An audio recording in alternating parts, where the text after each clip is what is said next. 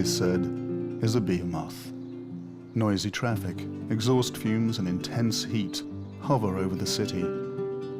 Refreshing ocean breezes blow over 400 kilometers away.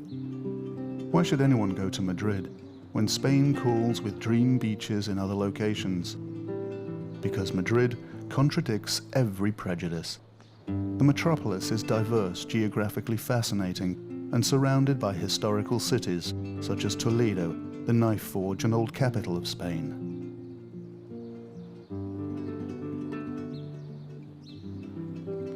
Aranjuez Castle's snow-topped mountains, the windswept Mancha with Don Quixote's windmills, and the king's residence, El Escorial, leave unforgettable impressions.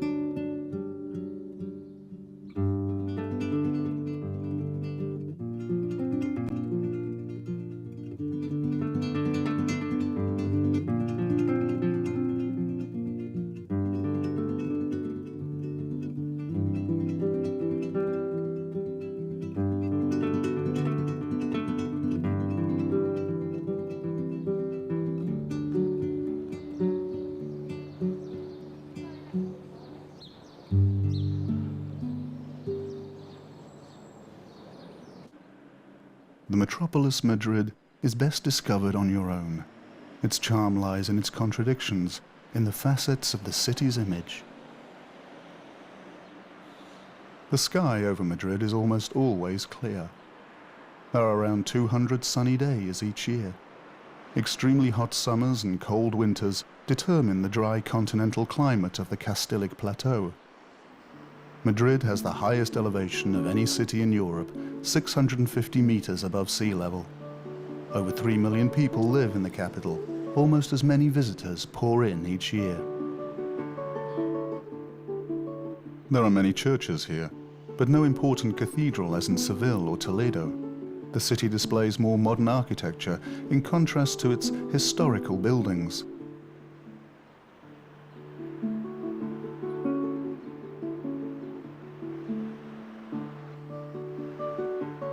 "14 kilometers an hour is the average speed of the more than 1 million cars in Madrid. At the wheel are usually young people, as 45% of all Madriders are under 30. The city expands for over 600 square kilometers. The residential area continues to stretch out into the surrounding areas. Madrid is Spain's political switchboard. It is the administrative capital, industrial center, a convention and conference city, and was Europe's cultural capital in 1992. Madrid is the geographic center of the Iberian Peninsula. It became the imperial capital which, in its golden age, rose to become a world power.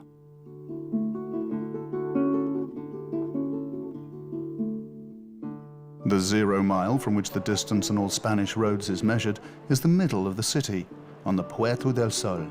The starting point is directly in front of the regional government building.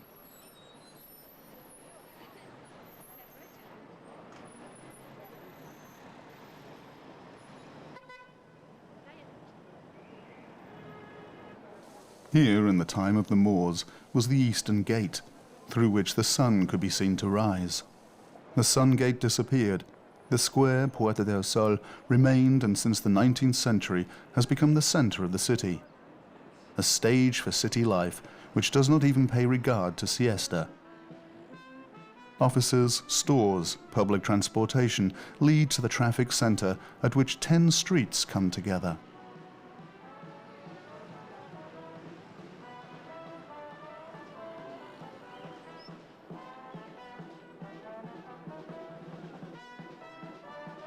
Even below ground, the Puerta del Sol is a traffic hub. 3 important subway lines meet up here. The construction of Madrid's largest subway station influenced the entire layout of the square above. Entrances were placed below ground. As such, there was room for the pedestrian zone around the fountain in Puerta del Sol.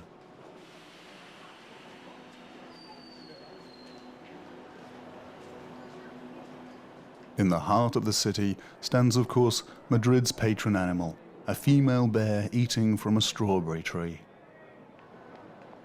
The Puerta del Sol was the scene of important political events. Here, on the 2nd of May 1808, the resistance against French occupation broke out, and here the Second Republic was called to order in 1931. Philip III reminds one of the 17th century, upon his horse as an absolute monarch, towering triumphantly above Plaza Mayor. The square exudes an introspective atmosphere.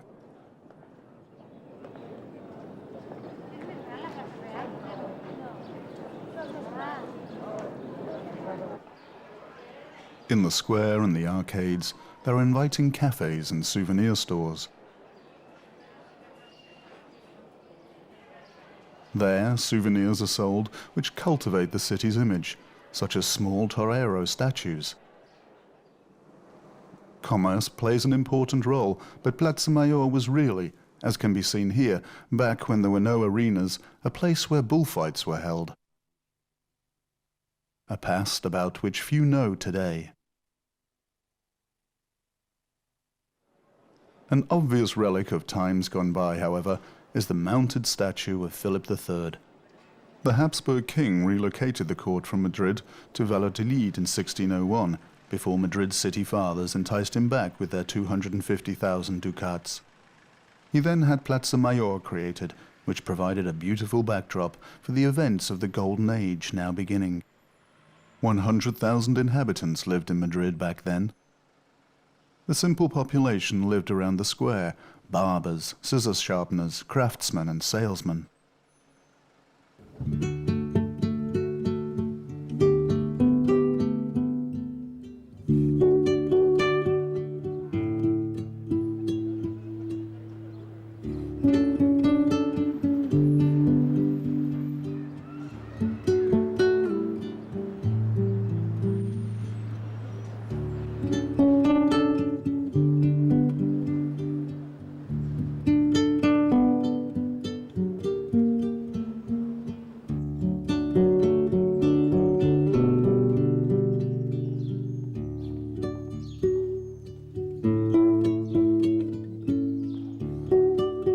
The inhabitants of the old city are still mostly poor. Those more wealthy preferred the Salamanca section in the east of the city. In the Golden Age, the inhabitants here were much worse off. They lived in fear and hunger. Beggars and cheats were everywhere. There was not a trace of the romance found in the old city today. Only the court held celebrations nearby, but they were unapproachable.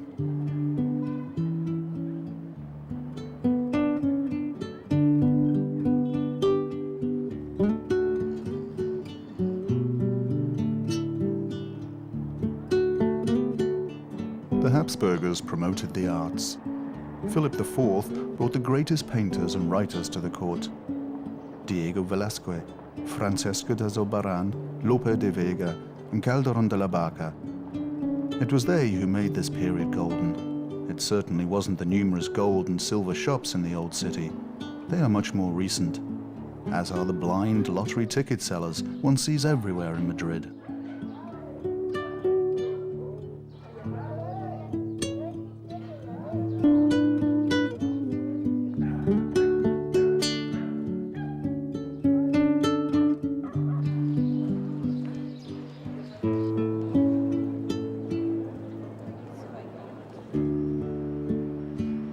The story of Madrid is documented in the Museo Municipal.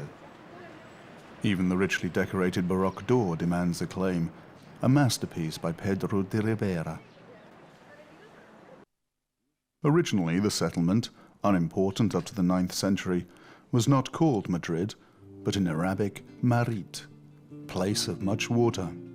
On the east bank of the river Manzanares, the Moors built Alcazar in 860. The fortress was taken by the Castilian king Alphonse VI in the 11th century for the Christians. The city grew but remained insignificant. Only when the Habsburg Philip II made Alcazar his residence in 1561 did Madrid become the imperial city. Then many churches and monasteries sprung up and their towers dominated the city. When the Bourbon kings replaced the Habsburgs in the 18th century, French absolutism established itself. Charles III left an impression on the face of Madrid as no other had. As the so-called first and best mayor of the city, he had sewers and streetlights built. The most notable buildings were built during his reign. For example, the church San Francisco del Prado and the Royal Palace.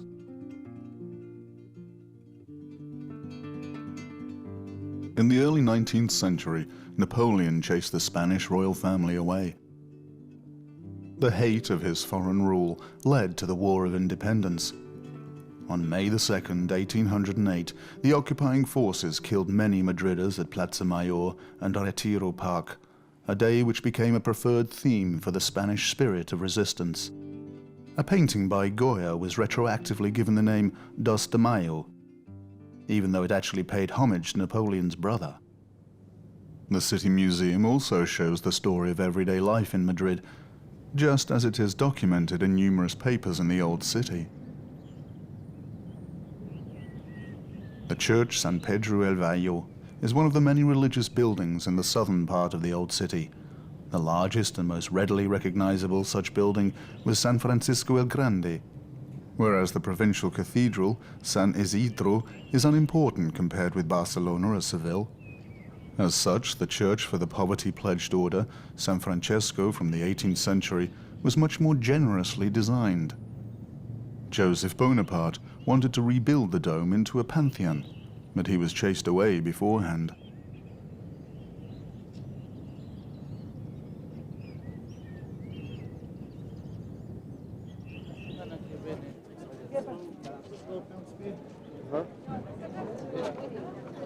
Earlier, lamb and oxen were tied to a post, slaughtered and dragged to the market on a leash. A bloody trail was left behind, in Spanish, a Rastro. This is how the most famous flea market in Madrid got its name. It takes place every Sunday in this quarter of the old city.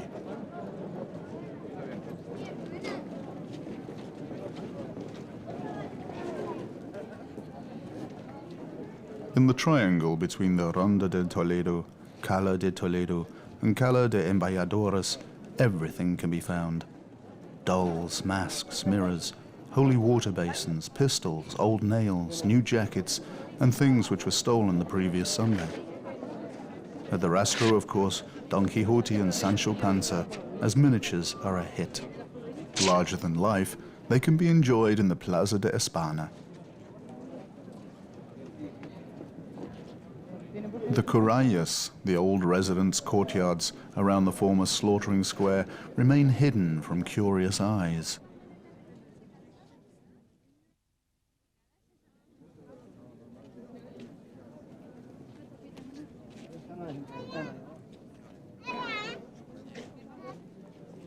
In every city, flea markets are among the tourist attractions. Take, for example, the Marché aux Puces in Paris. In contrast, the most famous flea market in Europe, Madrid's Rastro, comes across as being original. Rastro is living history of the city. Artists who painted the surrounding edifices thought the same way.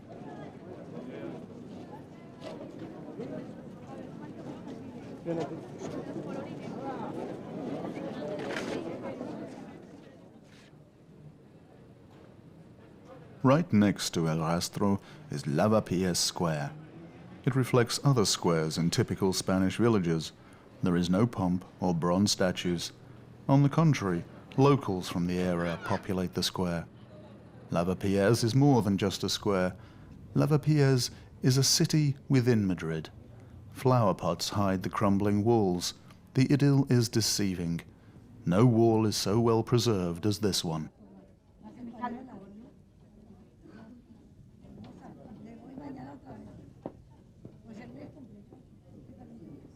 Small stores and bars. Housewives go shopping. Through narrow and unattractive, steep and uneven streets, they make their way home.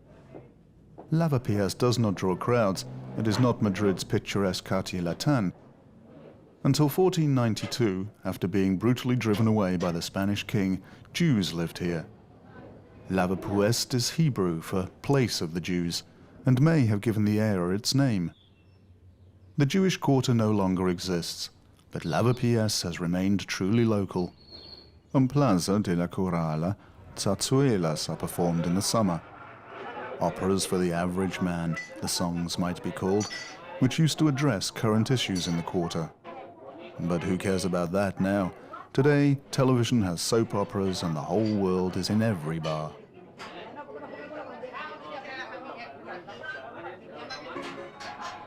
There are innumerable bars in Madrid. Everywhere the television is on, and the melody of the gambling games can be heard. Ever since gambling, forbidden by Franco, has been legalized, hardly any Spaniard can resist for too long.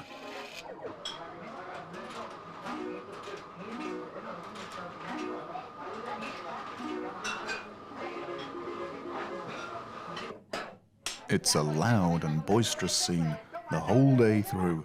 Even in the morning, wine or beer is ordered here. And with them are tapas, small appetizers of various kinds. These are eaten constantly, despite the regular main meals.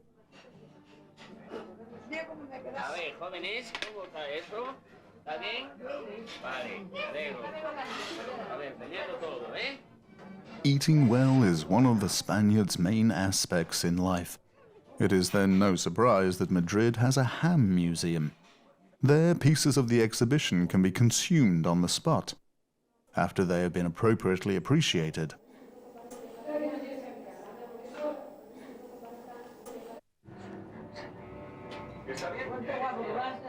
Along with food and drink is music, which courses through their veins, the flamenco.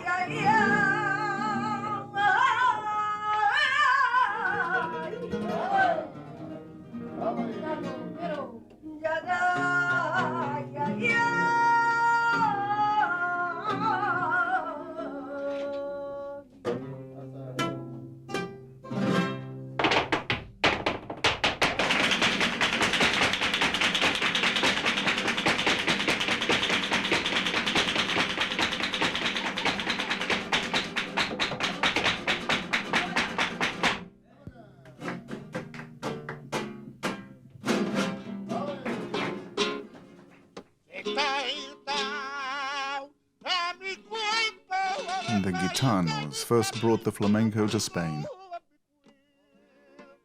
Old films from the archive of a flamenco school showed that at first it wasn't a dance, but a ritual dirge. It expressed the feelings and mental state of the Gitanos. The guitar inspired the singer to new variations of the old theme.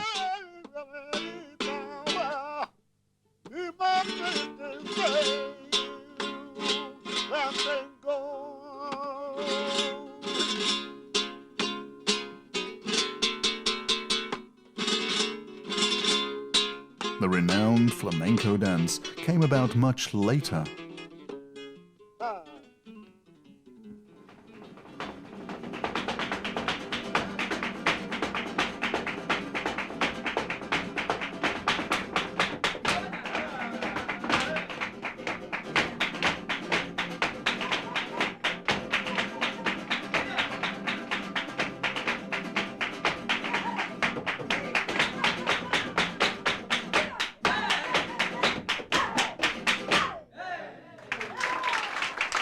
For centuries, the gypsies only performed their dances and songs amongst themselves.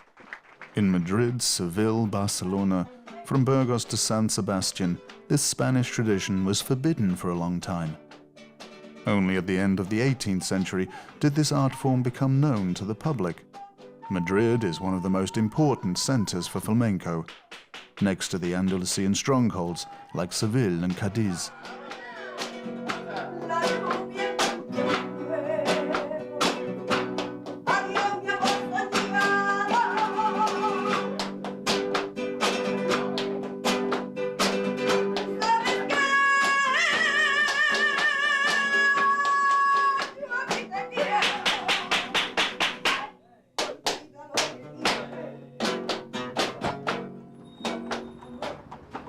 A different kind of tradition, the Royal Mounted Bodyguards. They are on their way to the changing of the guard at the Palacio Real, the King's Palace in the west of the old city. The Habsburg king Philip IV, who is responsible for Madrid blossoming artistically, the Siglo de Oro, stands as a proud horseman at the Plaza de Oriente between the theatre and the King's Palace. The late Baroque Palacio Real, a square building with 4 wings, provides the absolutist rule with an architectonic expression.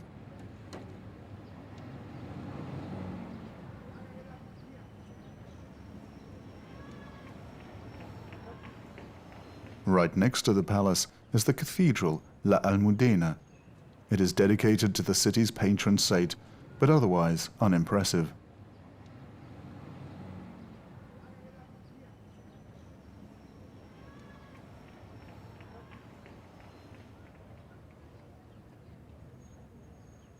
Many visitors pour through every day between the church and the palace in an effort to see the old center of power of the Spanish global empire. The most representative building in Madrid was designed by Giovanni Battista Sacchetti.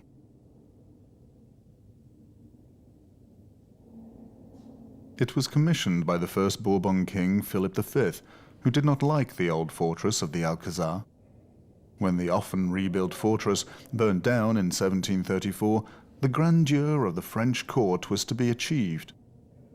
Palacio Real was supposed to surpass its role model, Versailles.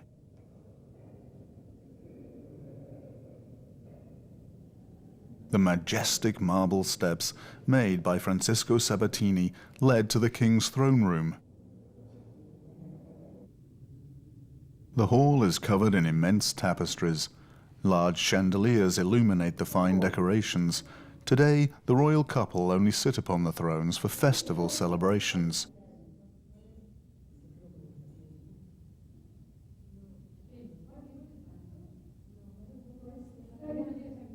A homage to the crown is the allegorical ceiling painting, the greatness of the Spanish monarchy with its provinces and states.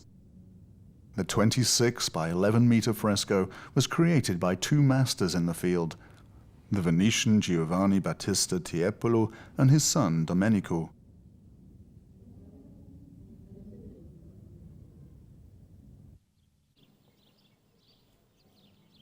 Particularly impressive is the 43-meter high west side of the palace. It faces the Campo del Moro, its name going back to the former Moorish fortress.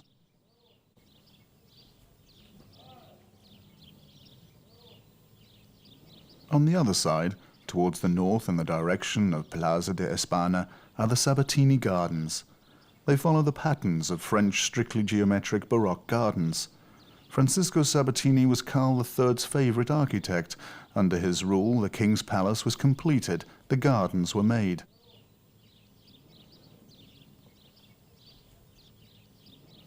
They are a favorite meeting place for young and old, especially when it is over 100 degrees in the shade. The Plaza de España rises over the park to the old King's Palace.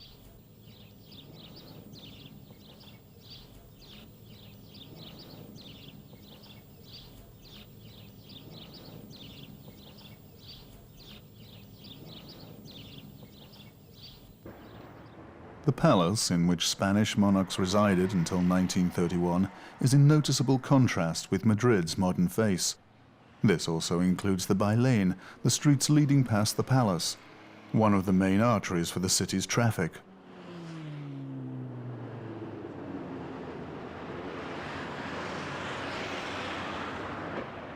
Across from the palace, Plaza de Oriente is an oasis of peace and relaxation. Like so many other parks and green squares.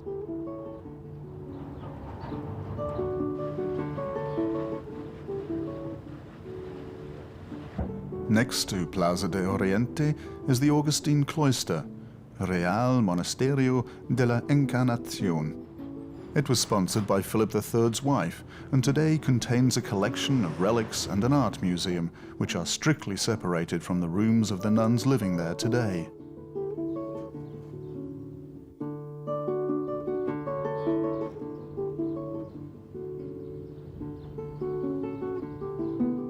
Off of the axis of the Baleine, the Plaza Mayor splits off further south.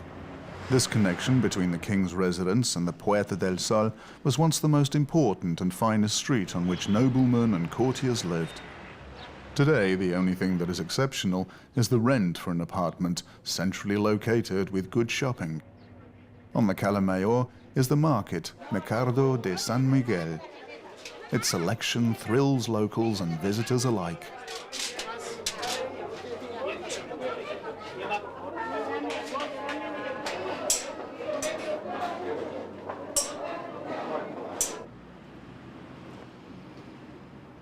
Plaza Mayor was the birthplace of Lope de Vega, the most famous playwright of the Golden Age. He wrote more than 1,000 plays. Those interested can find out more at the information center in the town hall. The small, unassuming place could easily be overseen, but among guitarists, Senor Contreras is well known. In the back room, one of the most famous guitar makers builds his prized guitars for musicians around the world by hand, with much patience and years of experience. Every instrument is a work of art made of selected wood, each one signed and numbered.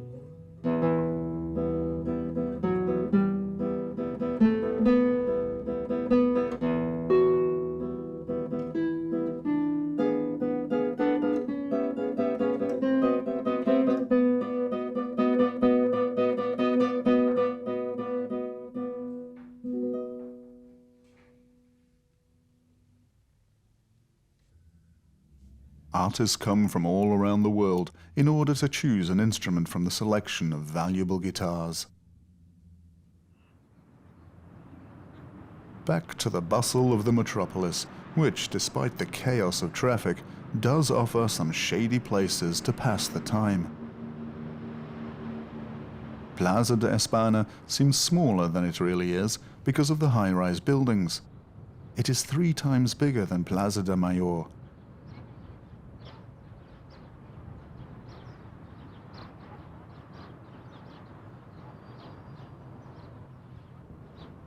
The Edificio de España from the Franco era is the setting for a Cervantes monument. It honors the creator of Don Quixote de la Mancha. Miguel de Cervantes helped the pitiful knight, along with his squire Sancho Panza, to eternal fame.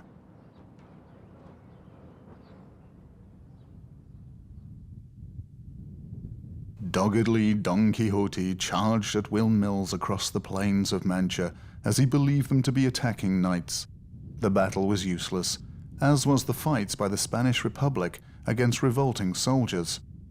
These Franco supporters operated from a small barracks along the Plaza de España. In the civil war that follows, the mandrills defended themselves for over 2.5 years with many losses, though in the end the Franco troops won. Don Quixote became a symbol of the resistance.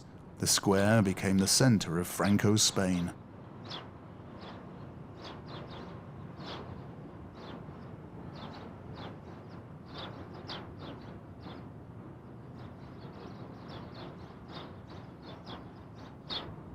After the barracks were torn down, the square was redesigned. Since the 50s, high-rise buildings have dominated Plaza de España. Today it is a place for relaxing, and after Plaza de Colón, it is the biggest square in Madrid.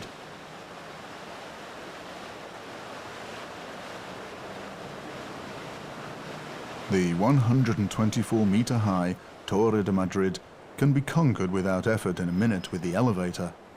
Up on the 32nd floor, the cafe beckons with a grand panorama beneath it.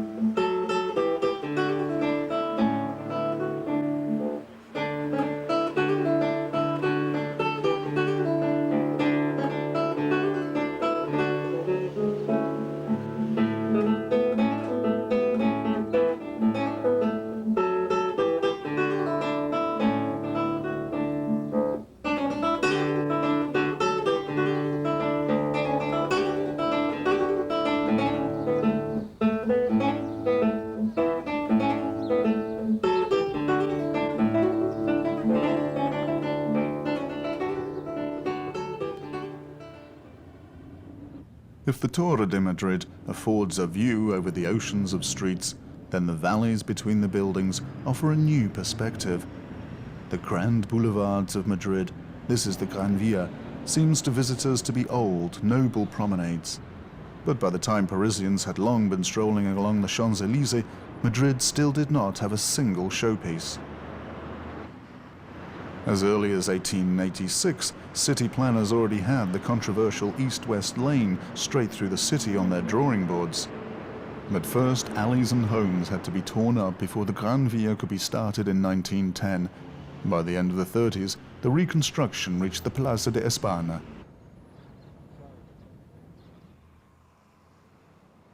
The buildings were in accordance with the newest technical standards. Even now, this standard remains upheld. All along the Gran Vía are digital clocks and thermometers, which make the normal, decorated clocks seem nostalgic.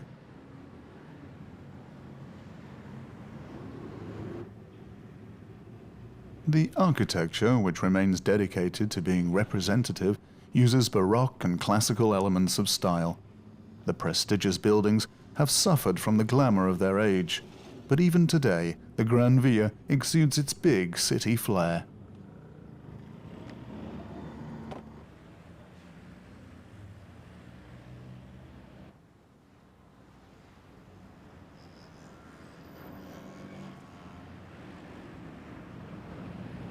An obligatory part of this is the never-ending traffic, big movie theaters, and expensive clothes stores.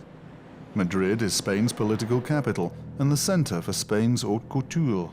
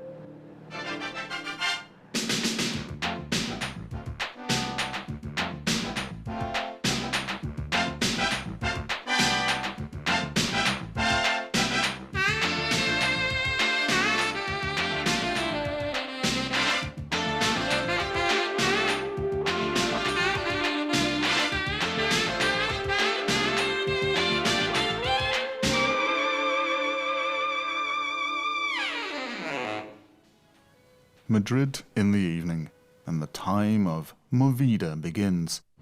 The time in which everything is set in motion. Traffic is still coursing, and everything is thrown into the evening's entertainment. Madrid is illuminated, and the metropolis makes for a splendid backdrop. Often in Madrid, the nighttime gathering points are marked by contrasts. Alongside the overflowing in clubs, there are quiet, romantic squares, like Plaza Santa Ana, in the old city where beer and tapas or a proper meal can be enjoyed in peace.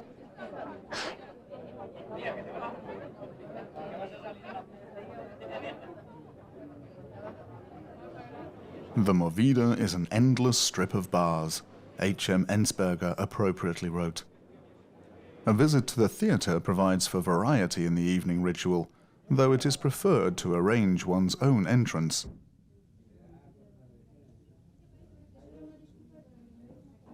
Such efforts, of course, call for reinforcements. For every sip, one nibbles on the appetizing tapas.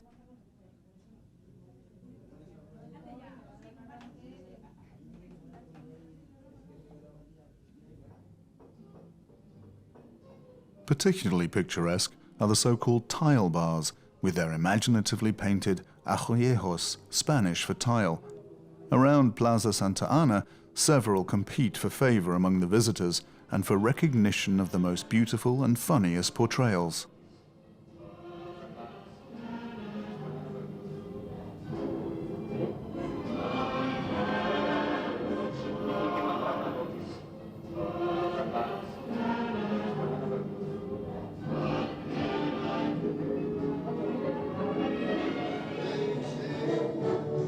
Divertirse, enjoying yourself, is the unanimously accepted motto.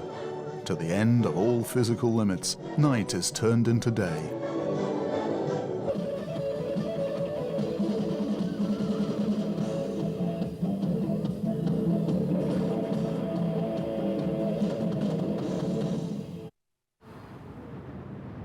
Madrid me mata. Madrid is killing me, groaned some who, in the night before, were caught up in the tide of the metropolis.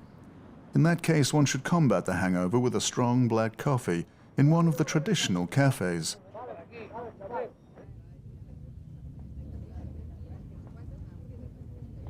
So-called tertulia cafes, such as El Espejo or Café Guijon, are only two of the notable meeting places in which tertulias or conversations on various topics take place.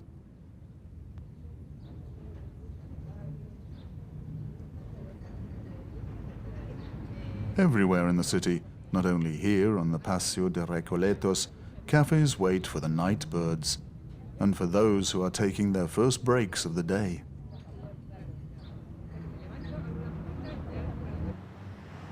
In the immediate area is the Plaza de las Cibeles, named after the fountain of the same name.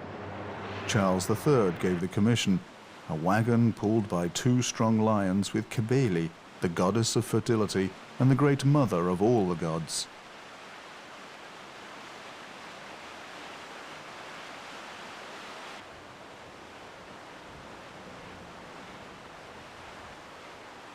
Swarmed by the traffic from the busiest streets which cross here stands Cibeles before the imposing ornate post office from 1918, which is often ironically called the Cathedral of Communication.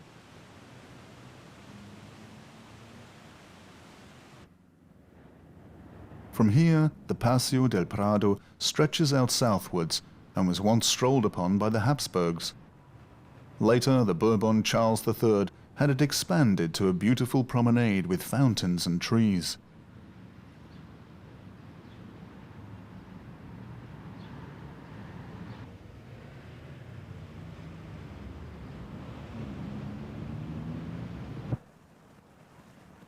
Along the impressive boulevard are traditional elite hotels such as the Palace Hotel or near the Prado, the Ritz Hotel.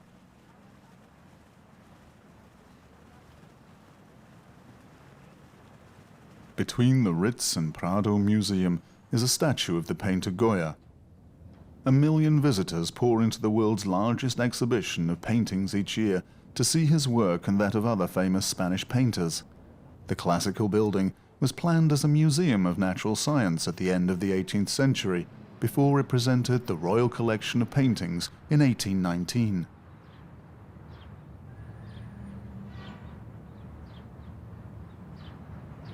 In front of the main edifice of the building, symmetrical along its axis, towers Spain's most important painter-prince, Diego Velázquez.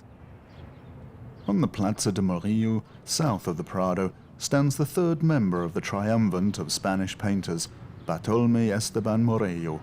He is one of the most important representatives of the Seville school of painting.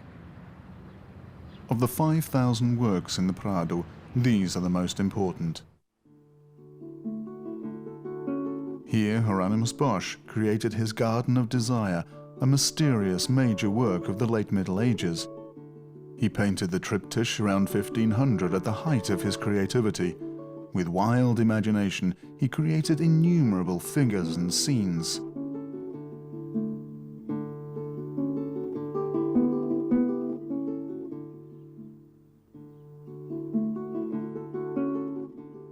The nobleman with hand on breast, one of El Greco's best portraits, shows a proud caballero.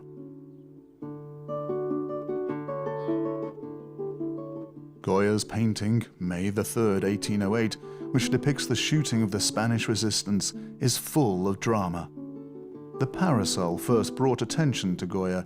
His fame, however, is due in particular to two pieces, the clothed and the naked Maya.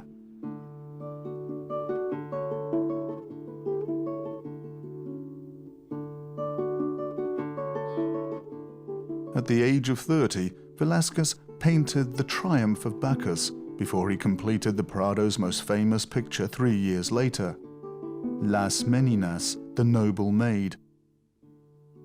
The infant Margarita is at the middle of the picture, escorted by dwarves and ladies of the court. The royal couple can be seen in the mirror while Velázquez paints their portrait.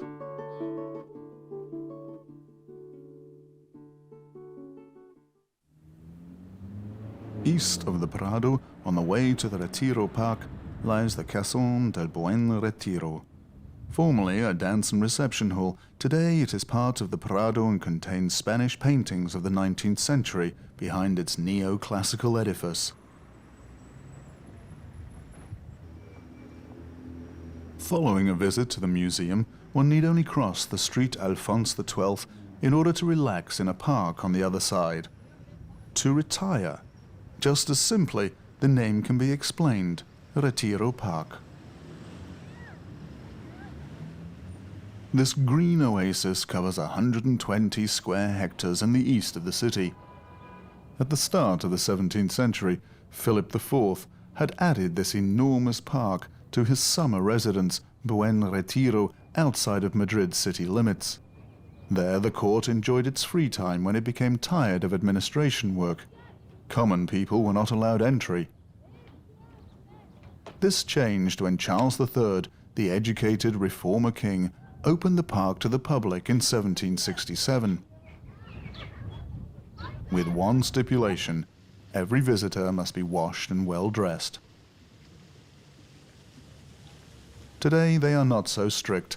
Those looking to relax from the well-to-do quarter Salamanca are among the best dressed anyway. Nonetheless, today anyone may enjoy the gushing fountains.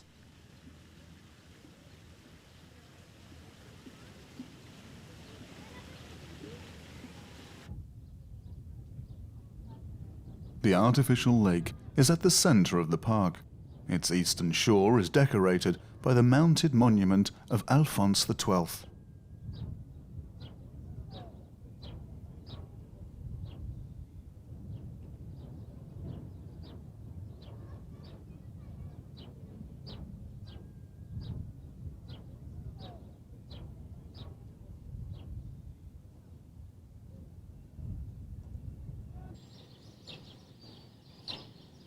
Architectural attractions include the Palacio de Velázquez, a brick building from 1883 with ceramic decorations, and especially the neighboring Crystal Palace.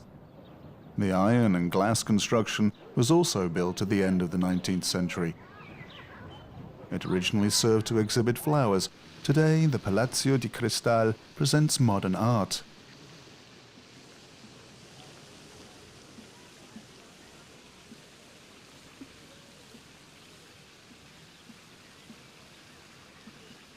The little lake in front of the palace is the setting for outdoor classical concerts. Jazz and rock fans, on the other hand, make their way to the bigger lake. The tradition of the park goes back to the Catholic Queen Isabella and King Ferdinand, who enjoyed walks through the gardens of Hieronymus Cloister. It was destroyed by Napoleon's troops. Only the church between Retiro Park and Prado remained. It's one of the oldest remaining places of worship in Madrid, and in 1975, Juan Carlos was crowned there.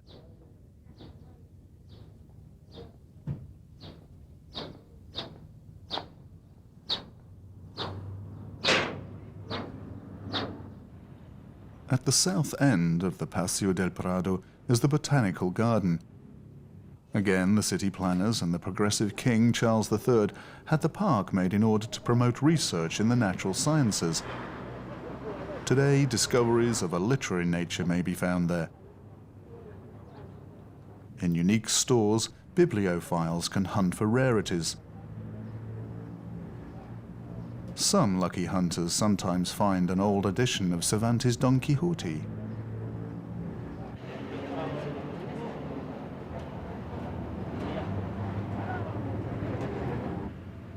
The Botanical Gardens borders on the Plaza del Emperador Carlos V.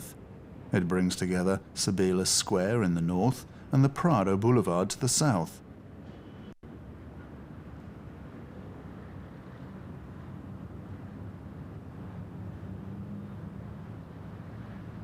Two buildings dominate the square. Huge bronze statues draw attention to the Ministry of Agriculture. On the other side is the impressive Estación Atocha, the train station from the year 1892. In the 27-meter-high and 152-meter-long hall, there are no longer any trains. In 1992, the old hall was redesigned to be a palm garden.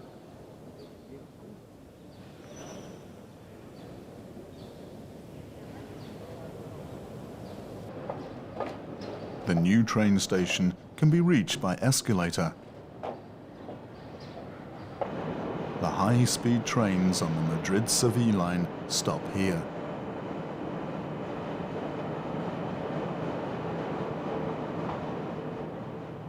Nearby, an 18th century hospital was renovated to be the most important center for modern art. The Centro de Arte Reina Sofía is to be the Prado for the 20th century.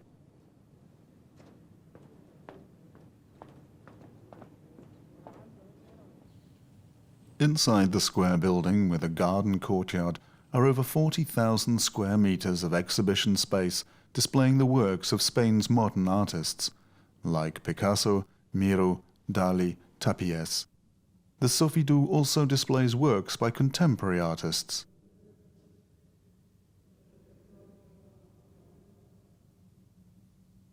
The Franco dictatorship did not approve of most Spanish modern artists. As such, their works were spread throughout the museums of the world.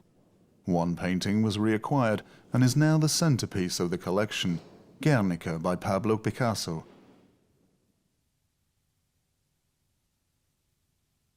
This outcry against war depicts the total destruction of the Basque city Guernica in 1937. Franco's massacre of civilians was supported by the German Air Force. In a few weeks, Picasso made this outcry for the World's Fair in Paris. For decades, this piece was in the New York Museum of Modern Art. In accordance with Picasso's will, it returned to Spain after the Franco era.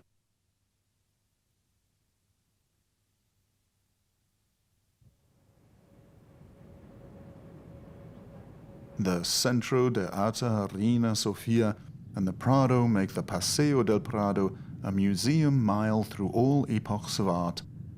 The boulevard continues on into the north of Madrid.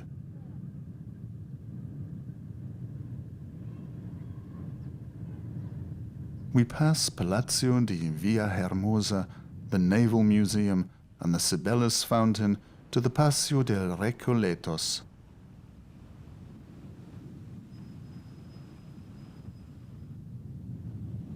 Of the 50 museums which truly make Madrid a cultural capital, several are still on the boulevard.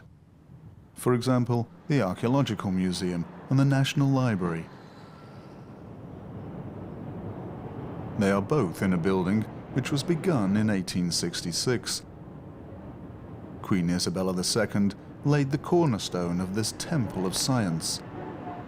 With 4 million volumes, the library was used for studying purposes.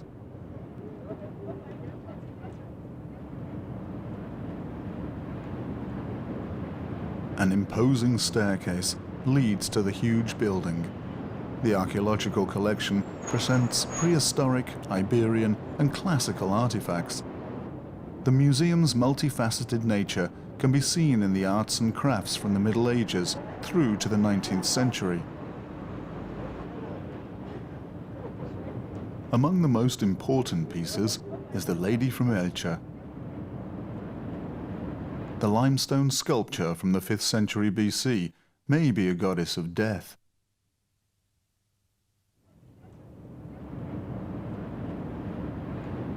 The Archaeological National Museum is next to the Plaza de Colón, the largest square in the city. 4 monolithic blocks recall the golden age of Spain's global power in the Gardens of Discovering America. The highest honor and a monument naturally go to the seaman from Genoa, the discoverer Cristoforo Colombo. He served the Spanish court. Cristobal Colón, Spanish for Columbus, stands on a neo-Gothic plinth and looks from the square down onto the city.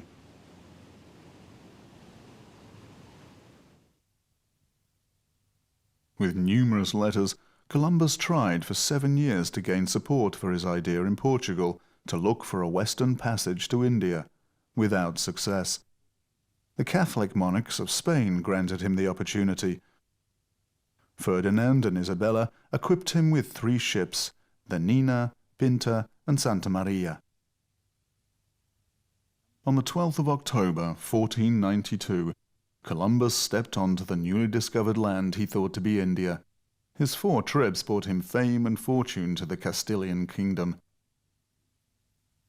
The discovery of America and the natives Columbus called Indians changed the development of world history decisively.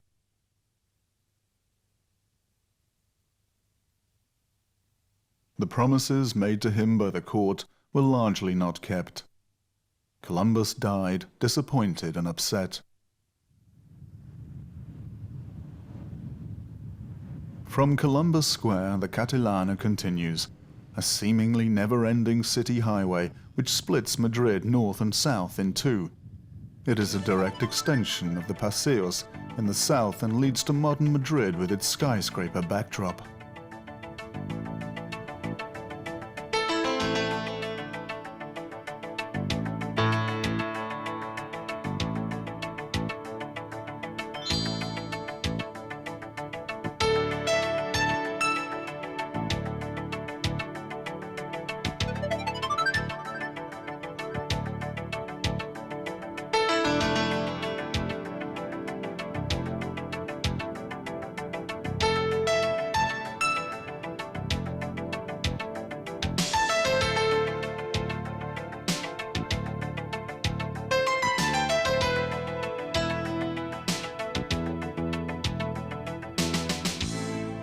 The most famous skyscrapers are Torre Picasso, Torre Europa and Torre Solube.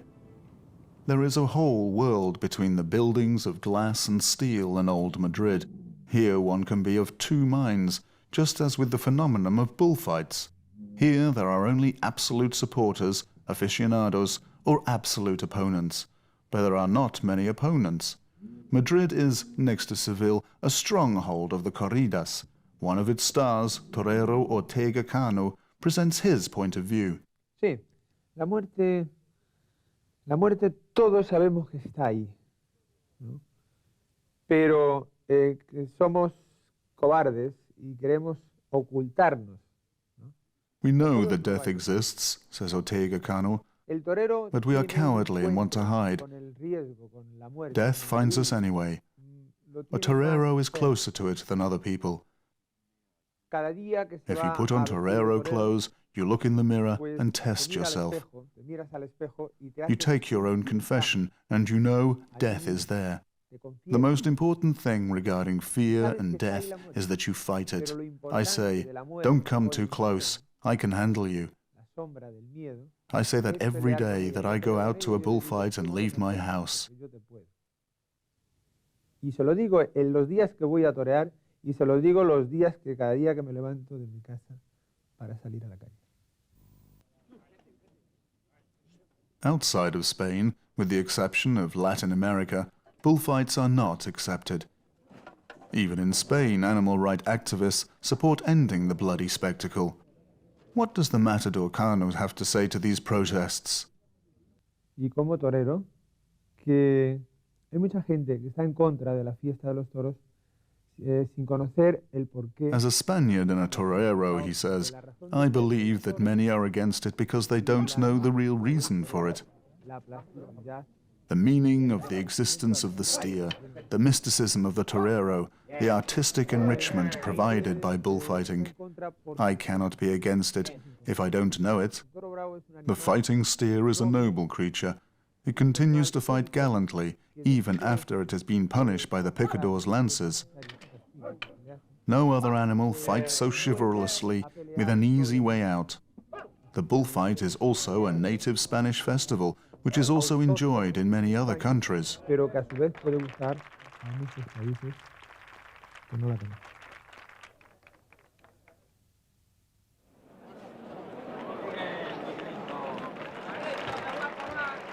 The corrida begins every Sunday, though not in winter, at exactly 5 p.m.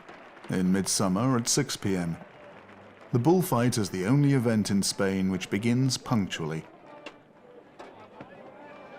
In the greatest arena in Spain, Las Ventas, over 20,000 aficionados cheer their heroes. Stars like Ortega Cano, or formerly El Cordobés, earn vast sums for each show.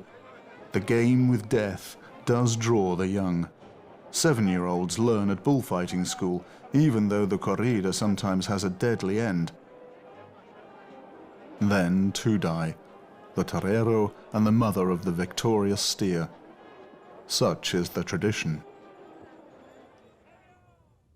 Tradition and modernity, metropolis and Spanish village, cultural capital of Europe, stronghold of bullfighting, flamenco, traffic chaos.